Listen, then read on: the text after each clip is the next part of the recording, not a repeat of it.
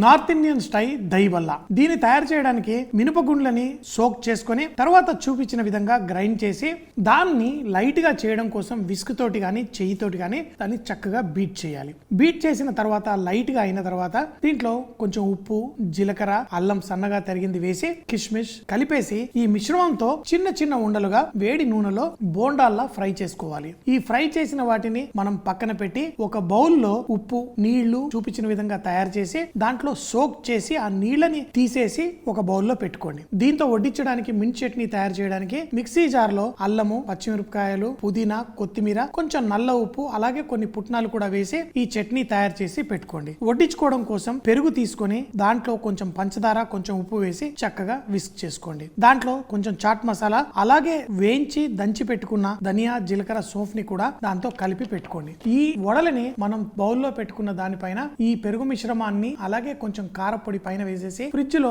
ఒక 30 నిమిషాలు చల్లగా అయ్యేంత వరకు పెట్టుకోండి. వడ్డించుకునేటప్పుడు మనకి ఎన్ని వడలు వడ్డించాలో ఒక బౌల్లో వడ్డించి దానిపైన క్రష్ చేసుకున్న మసాలా, అలాగే కొంచెం చాట్ మసాలా, కారపొడి, స్వీట్ చట్నీ, అలాగే మనం తీసుకున్న పుదీనా చట్నీ కూడా వేసి దానిపైన బూందీ కానీ సేవ్ కానీ వేసి చక్కగా వడ్డించుకుంటే చాలా చాలా టేస్టీగా ఉంటుంది. ఎండాకాలంలో సాయంత్రం పూట చల్లగా వడ్డించుకుంటే భలే కమ్మగా ఉంటుంది.